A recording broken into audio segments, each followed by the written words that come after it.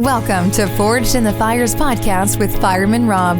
Being a fireman, father, veteran, husband, world record holder, and Ironman, he brings stories of experience to impact your life while challenging you to live it. What do you want from your life? Why do you want it? Are you willing to go through the challenges to get there? If you have the courage to take that first step, let this podcast be the catalyst to start your fire while you bring the resilience to make it continue to burn. Our lives are made up of moments called right nows. So let's get started. Forged in the Fires podcast with your host, Fireman Rob, begins now. All right, welcome back to Forged in the Fires podcast. I'm your host, Fireman Rob. I've got a great guest for you today. This gentleman is a life coach. He's a financial educator. He's got his own podcast, which I have to say, I love. I need to switch my podcast name because I like what his is. It's Holler at a Scholar podcast. My guest for you today is Rory Douglas. How are you doing, Rory? I'm doing phenomenal, Rob. Thanks for having me on the podcast today. And, your title is really fitting toward our conversation, fire. So let's create some flames and sparks, Rob. I love the energy. This just brings me to a whole new level. I love it. Well, going through all of your stuff, you're a very highly accomplished individual, and you're a high performance life coach. I want to dig back into it because a lot of the people on the show I love because they're very high performers. They're successful people. But it's one of those things, a lot of people are like, well, how did you get there? And can I get there myself? So take me back to that moment or maybe moments that really changed you to go, I can get to the top of this mountain. I think everybody has greatness inside of them, Rob, everyone. Yeah. But one of the things that I see in today's society, especially, most people spend more time outside of themselves versus time with themselves.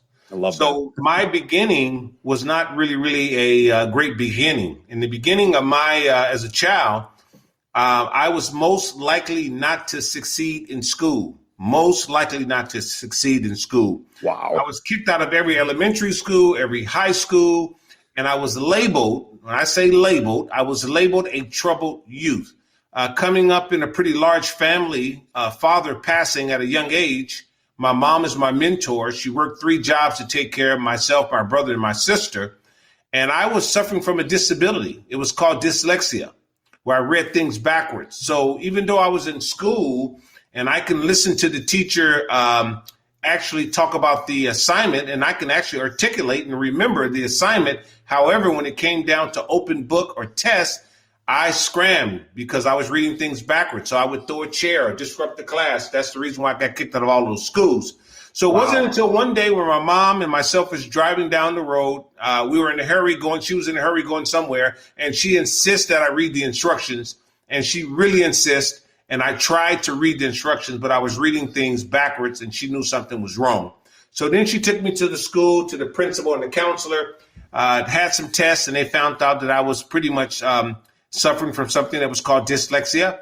I did receive a lot of treatment for my disability, and I always tell people you can have a disability, but you don't have to be disabled, because I overcame my disability. And what I see in life, people who do have disabilities do more than people who have no disabilities. That's so true. I that comment right there is so true. And I want to kind of dive into that more of when you have those challenges like dyslexia, and at a young age, you haven't had the experience to be able to overcome that at this point. When you have that disability, how does that strengthen your resolve after you find a path to go be even more successful than other people who didn't have that disability? I tell you, when you do have disabilities, you tend to rely on yourself more, which means you are questioning yourself, you're examining yourself, and you're pretty much trying to figure out why you're having these problems. But the operative word is you actually are confronting self. You're trying to find out why. You're trying to get better. And that's the reason why you create that superpower during that moment, because you spend a lot of times with your disability, or a lot of times with your setback, and you may not really like it, but the bottom line is you continue to try to fight to get better. And I think that in life, being comfortable sometimes could be the Achilles heel that stop you from winning. So I use my disability as my superpower, which means any obstacle I come across, I can get over it, because if I can get over dyslexia, if I can get over what I went through in the past, I know I can get over anything in the present. And I love how you said the why, because a lot of people and I think there's a difference in the understanding of it, but how did you go from the question of why to, and not go to the question of why me? A lot of people go to the why me question first before understanding what it is so they can overcome it. Instead, they go, well, why me? Why did this happen to me? How did you overcome that? One thing I did learn, I've learned that there's really never darkness. Even in pitch black dark at night, the moon is still out shining. So I think that our setbacks is basically not only a setback, but it's a comeback. So the bottom line is that I just learned through my disparity, which means that I wanted to win. I knew I had some desires. I had ambitions to do things in life, and I was not going to allow the disability to stop me. So I think that, as I said before, I think that when people really, really spend time with themselves, they begin to discover a lot of abilities that they actually do have. Even though I had the disability, think about it. I had enough wisdom and I had enough smarts to be able to evade the problem by getting out of the classroom. So right. I think people have that same sense of, sink or swim, and no matter whatever they do in life. But the bottom line is that if a guy that's on the street, and let's just take a common person on the street that's a criminal. If right. that person can do things like that and achieve things, which means they're going to get in trouble eventually. But the bottom line is that even in our downfall, even in our setbacks, we still uniquely do things. So I just turned everything around. I had a dream. I had something I wanted to do, and I just fought like hell to make sure that the disability would not hinder me. And that's exactly what I did. That's such a great statement. And in one of your podcasts, I love the title of it, Why Don't You Just Quit? And so you think about it, you're like, oh my gosh, what's this podcast about? And when you listen in there, you had a great wisdom piece that I love to take away that said, a lot of people are comfortable in settling where they are. Tell me more about what you meant by that. Well, in comfortability, it's comfort. That sounds really pretty weird, but in comfortability, right. It's comfort. And comfort is pretty much a false sense of security. I'm going to say that again.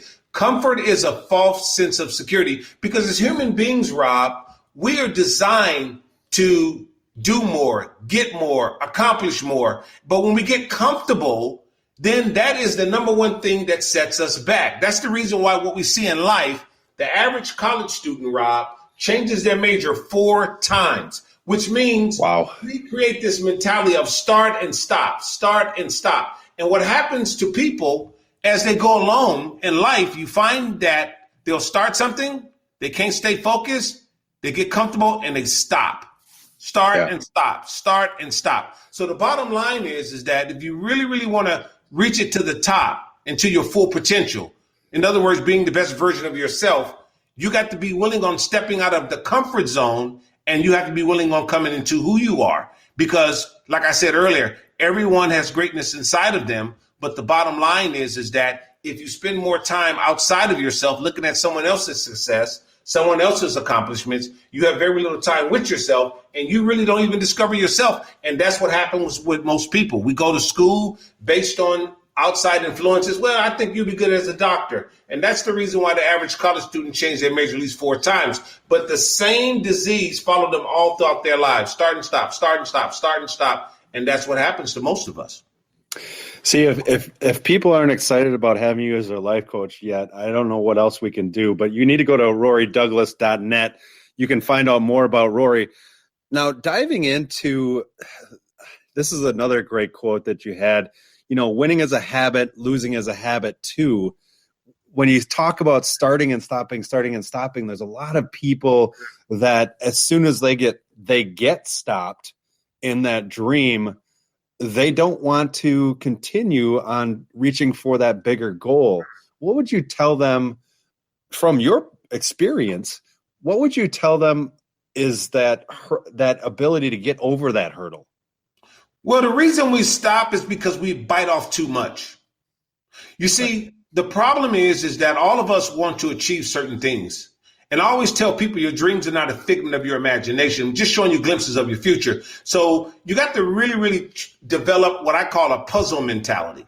Okay. You know, when you go into the store and you see a puzzle, you look at the cover, you like that cover, you say, you know, I want to put that thing together. But when you get the puzzle, man, the picture is all mixed up pieces. So it takes time to put it together. So I always tell people, Rob, to always praise progress, but not perfection, which means less is more. People stop because they bite off too much that they can chew. But the bottom line is, if you do one thing at a time, you begin to realize that winning is a habit and losing is a habit also too. But by the way, it takes about 21 days to develop a habit and at least 21 days to get rid of a habit. So I challenge everyone that's listening and looking right now or listening right now, I challenge them to actually follow a 21-day habit in terms of reaching toward their goals by getting one thing done at a time. When you get one thing done at a time, then I call it my 3 C's. The first thing you have to do when you want to be successful in life, the first C is consistency. Mm-hmm. Consistency is the key to success. That's the first thing. The next thing is really, really vital. Confidence. Very vital. Confidence. You can ask 10 people, what is confidence? And you'll get 10 different answers. Yes. Confidence is a very, very tricky word. You're not going to just wake up tomorrow with some confidence. Confidence, Rob, comes by doing the same thing over and over again. When you do the same thing over and over again, you don't get bitter, you get better. So confidence comes by doing the same thing over and over again. So first we become consistent, one little thing at a time. Then we gain confidence. Once we gain the confidence, we got the courage. That is, I love those 3 C's. That's a beautiful progression that you have there for that courage. In one of your podcasts, you talk about deprogramming yourself, deprogramming that old model, and to have that courage to be able to push forward. You've had it in your life. Now, you're one of the top financial advisor award winners. You've been a senior marketing director at a world system builder. Tell me more about that courage to really push that envelope to even get higher, because that's deprogramming yourself to be able to say, hey, this isn't the only level that I can get to. I can get to farther up.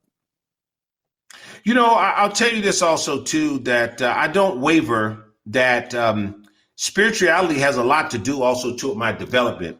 And one thing I've learned that, in each and every one of us as human beings, we have this body, which I call our earth suit. That's the body and the smile we put on every morning, and the person that we walk around, our colleagues, and walk in the world in general. And then we also have our spirit that we have inside of us. And most people, they exercise their flesh, but not their spirit. So the flesh is always weak, but the spirit is always willing, which is an action verb. So we have to be able to realize and recognize that we got 2 people inside of us. So which one is going to win? The flesh, which the flesh is designed to cop out, to give out, to quit. But the spirit is designed to win. So you can be in the gym lifting weights and getting all in shape, but you can literally be poor and weak mentally. So I encourage people to build their inner man or build their inner woman, because that's what it's all about. So when you're building your inner man and you're building your inner woman, what happens is you do become into that result mentality lifestyle where you're pretty much, like I said earlier, where you're making sure that you're creating habits that are productive. You're not only creating habits that are productive, you also are consistent when it comes down to your behavior and what you do on a day-to-day basis. And then that consistency, all of that leads to that confidence. And once you get that confidence, as I said before, you get the courage, man, to go after this world and do anything that you want to do. And that's what it's really, really all about. But if you're not building your inner self, if you're not building your spirit man or your spirit woman, if you're not exercising yourself, you won't be able to catapult forward, because the bottom line is when you are spending that time with yourself, You have a purpose. And I always tell people, when you find your passion in life, you will find your purpose, whatever you're passionate about. But what you want to do is this: no matter what you do, I don't care if you're sweeping floors, that's temporary. Be passionate at sweeping floors. So whatever you do, just be passionate at it, and that's going to catapult you to the top. That's what it's all about, in my opinion. And your opinion is very strong and very right. I like that. Most people can go to your podcast. It's on all the major platforms. It's Holler at a Scholar. Tell me more about what that is about, what your podcast will give to people when they go and listen. Holler at a Scholar is, I titled it Holler at a Scholar for a particular reason. As I told you earlier, when I was coming up, I was most likely not to succeed and having my disability. So I wanted to have a podcast that wasn't going to just talk about one thing. In other words, I was going to create my podcast like a Southern dish. It's called gumbo. Gumbo. I love gumbo. Yeah, gumbo, right. Gumbo, Rob, you throw everything in there. So my podcast is pretty much describes myself. I'm like gumbo. It's so many different things that comes out of me with so many different experiences. And also, too, for a lot of my white counterparts, they call me Black Guyver. You ever heard of MacGyver? Yeah, MacGyver. They call me Black Guyver. Rob, you got me laughing on this. Okay. Well, anyway. I love that. Yeah, okay. Putting things together. So it's a podcast that really is unconventional, because I'm going to be talking about anything. I may be talking about food. I may be talking about finance. I may be talking about life skills. I may be talking about disparity. I may be talking about motivation. And I think right now that's exactly what people need. And one thing I did learn and realize, Rob, that people, they don't buy books, they don't buy music, they buy you. And most people are not even being themselves. So I'm really encouraging people, those who are listening right now, I want you guys to know that you are a masterpiece by design. You are a masterpiece by design. However, it's up to you to take that chisel out and start chipping away at your success. Now, it may not happen right away, but the bottom line is, if you keep chipping away, you're going to win. So I really want to challenge people to say to them that they have greatness inside of them. And once again, their dreams are not a figment of their imagination. It's just showing them glimpses of their future. And I think every human being was designed to win. Rory, you're speaking to the soul of the people listening here, because that is exactly what needs to be happening right now. Is a lot of people are struggling mentally, they're struggling physically, but at the same point, like you said, I love that everybody's a masterpiece, and that's what we have to look at from the perspective. So make sure you're going to RoryDouglas.net. You can see all of the things that he's doing, including his podcast. Now, I want to get into the financial side, because you are very successful in that side as in the financial industry. And a lot of people have this quandary over money, this fear over money. How do you help people to understand more about that financial piece, helping them to accentuate the potential or who they want to be? I would tell your listeners to take a pencil and pen out and write down, money needs me. I'm going to say it again. Write down, money needs me.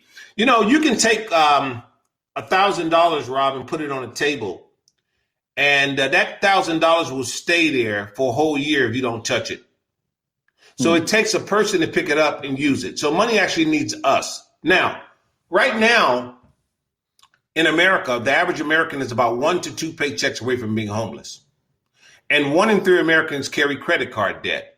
The average American family cannot even handle a $400 emergency. Yet we live in one of the richest countries in the world. Why is that? It's simply because it's a lack of financial literacy. Financial literacy is simply financial education. We're not taught financial education in school, in our colleges. So the bottom line is we have to really, really understand that there's a language for the rich and the wealthy, and there's also a language for the common American.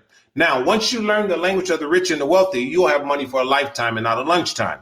That's what it's all about. So I really emphasize that money needs us, and there's a big difference between riches and wealth. You want to strive to have wealth. not just riches. And I think that a lot of us have riches, but we don't really have wealth, because when you have riches, a lot of us, we see sports players, entertainers, people going broke every single day. It's simply because they don't understand money. So I challenge everyone to learn basic finance 101 principles, like the rule of 72. The average American doesn't even know about the rule of 72. I don't want to leave you guys out there hanging, but the rule of 72, Rob, is used by all banking institutions, finance companies, student loans, credit card companies. The rule of 72 could work for you, and it also can work against you. It works for you if you're receiving the interest, but it works against you if you're paying the interest. And you'll be surprised. Most of the people who work in the bank don't even know about the rule of 72, yet the bank operates off of the rule of 72. For example, you say 72 divided into 4 equals 18. That means your money doubles every 18 years. The banks in America, the major banks, on average, give us about minus 1%. Then when we think about inflation, I call it the silent killer. Inflation in America right now is 4.5%, soon to be more. So we have to really think about it. If the bank is giving us minus 1%, inflation is 4.5%, we have to have at least 5% or greater just to beat taxes and inflation. Now, how do we beat taxes and inflation? How do we get out of this slump?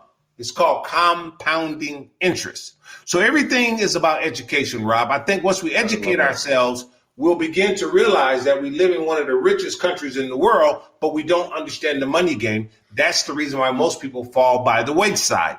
And currently, I have a book out right now. It's an international bestseller, and it's with Kevin Harrington, Tony Robbins, Jim Britt, which is a friend of mine, is a life coach, and myself, and it's called Cracking the Rich Code. It is currently an international bestseller.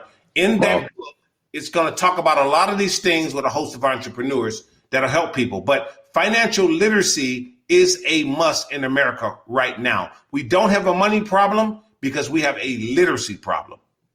I find it amazing, and this was going through my head when you said financial literacy, and then I take it back to you became financially literate, and you started out in your educational career as having dyslexia.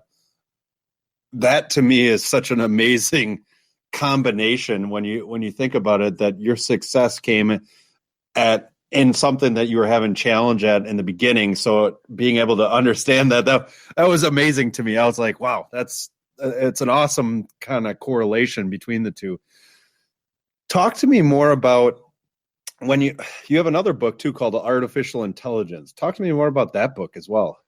You know, Artificial Intelligence is a book that I wrote several years ago, and it's pretty much before its time. I'm very, very, I read, I'm an advocate reader, and I'm always pretty much just digging and reading and learning. And artificial intelligence is something that right now is so crucial because we don't know this as Americans, but in the next 5 years in America, Rob, in the next 5 years in America and Canada, over 85 million jobs are going to be displaced due to artificial intelligence. We go into the bank, we see machines. We go into the airport, we see machines. We go into the supermarket, we see machines. We think those machines are there for convenience, but they're not. They're there to replace someone else's job. So artificial intelligence is so important right now because we're living in a different time in America, dealing with the pandemic right now when virtually countless amount of Americans are out of work and people think that things are going to come back the same. They're not going to come back the same because companies have begun to realize that even though it's a pandemic, they are thriving and surviving during the pandemic, and their cost is much far lower. So a lot of companies right now are pretty much downsizing, shrinking, and all of it pretty much fit the same model of artificial intelligence. So we got to really, really get our shift together. I'd encourage shift.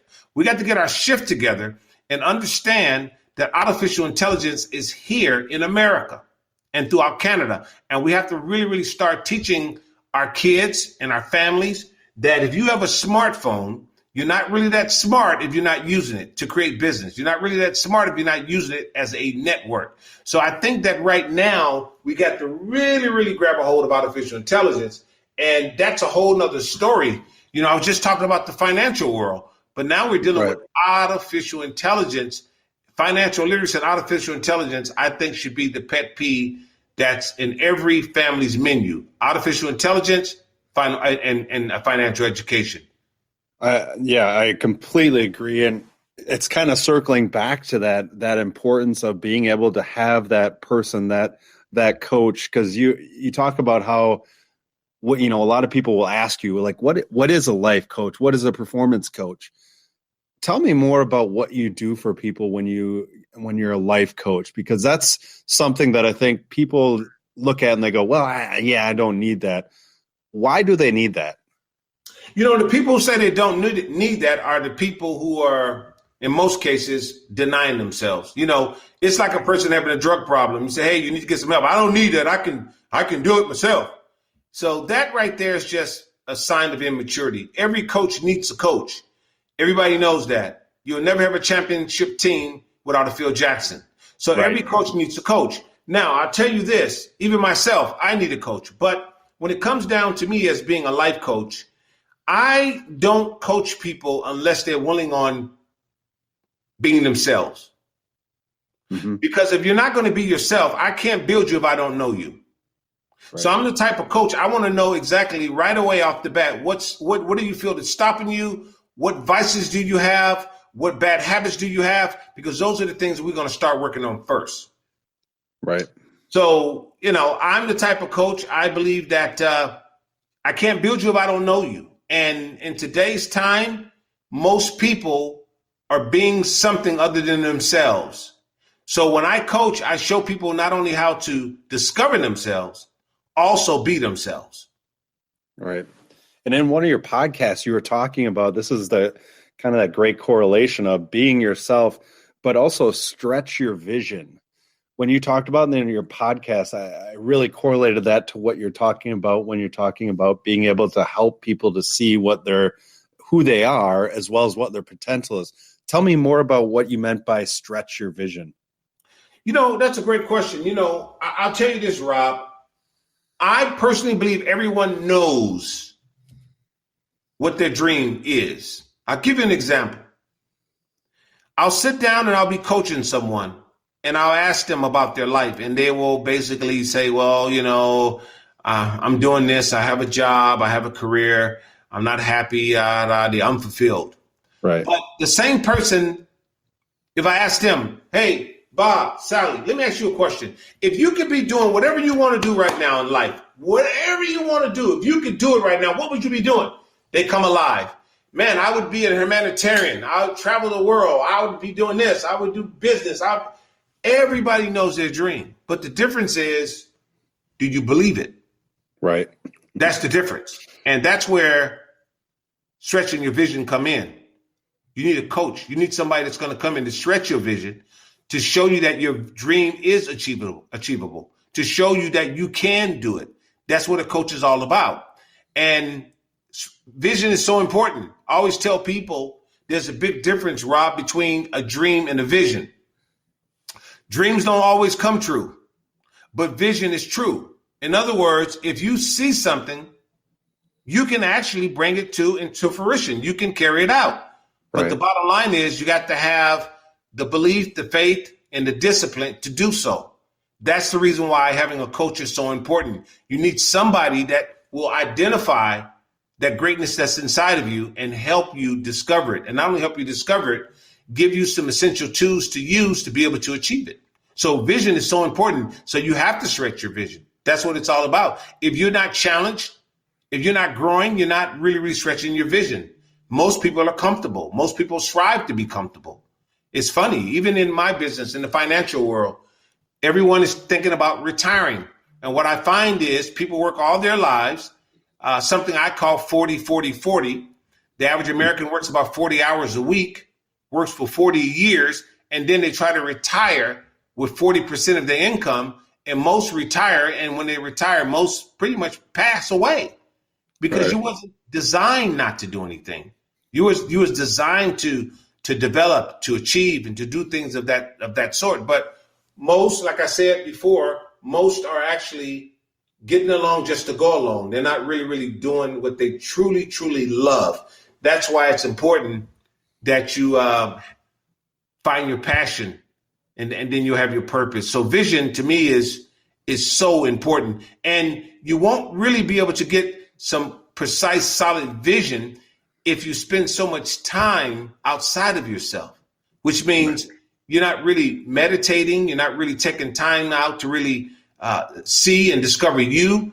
And that's what's happening with most people. I think right now, especially during this pandemic, a lot of people are suffering from what I call battlefield fatigue.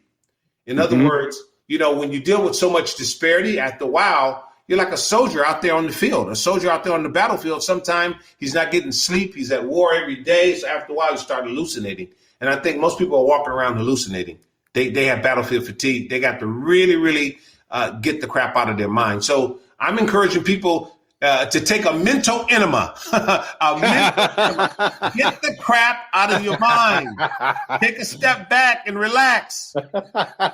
Just make sure you're close to the bathroom. Exactly. Exactly, Rob. Man, Rob, I like your spirit. I really love your spirit, Rob. Man, I can tell you're on fire. And I want to thank you again for inviting me on your podcast, man. I really love what you're doing. Appreciate it, Rory. I mean, you've given us a lot of ability to really see our potential. And like you said, find our masterpiece and find our greatness. You need to go to rorydouglas.net to find out more, and then also go to the podcast, Holla at a Scholar podcast. Rory, we end all of my podcasts the same way. I've got 3 questions for you. You ready for the first one? Well, the game is called Tag. You're it. All right, here we go. Okay, so what would one big suggestion or piece of advice you would give your 18-year-old self? That time waits for no one.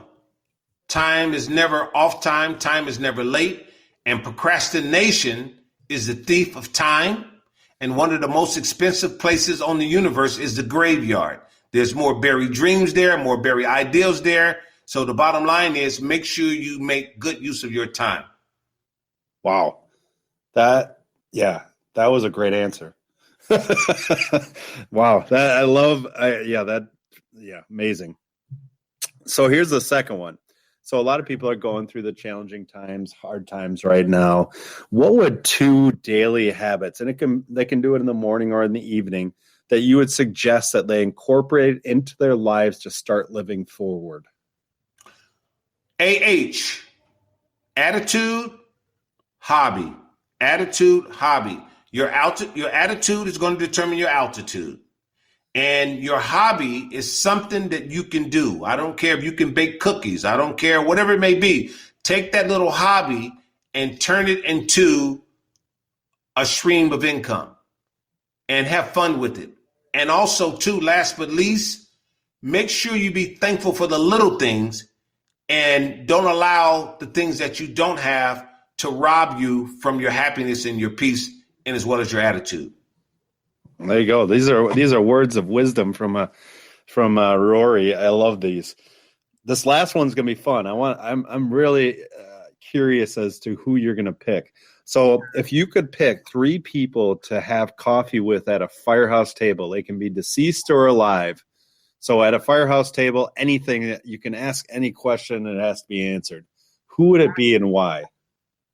It would be a guy by the name of Wayne Dyer. I don't know if you know who Wayne Dyer is. No, I don't. Wayne Dyer is a motivational speaker. He's no longer here on the planet. He also was a yogi.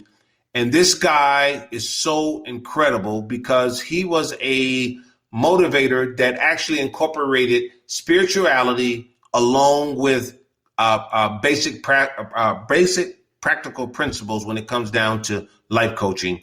And I just really love what he has added in my life. So one of my wishes were to sit down and talk with him, but he's no longer here. So I would encourage people, and I'm sure a lot of people listening probably know who Wayne Dyer is, but the gentleman was phenomenal.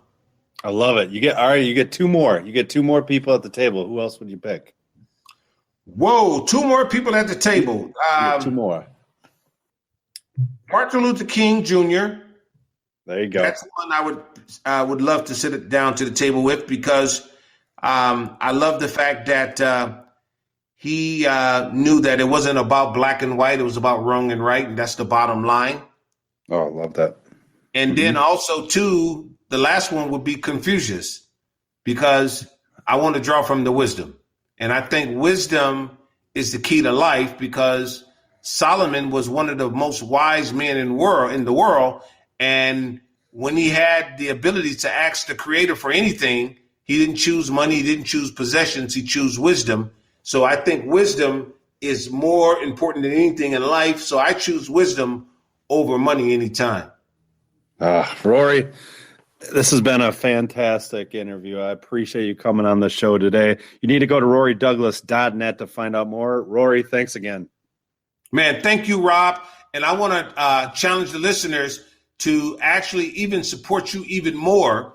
And I'm going to also, too, make sure that I stamp what you're doing all over what I'm and so we can really, really push what we're doing. But I really thank you, Rob, for having me and considering me to be a guest on your show. I'm very humbled by that. And I hope some of the words that we share will help people and change lives. Thanks for listening and supporting the Forged in the Fires podcast with Fireman Rob. Remember, don't forget to like and subscribe to this podcast, and please share this episode with a friend or family. To find out more about Fireman Rob or reach out about a question, go to www.firemanrob.com. Until next time, live your life forged in the fires.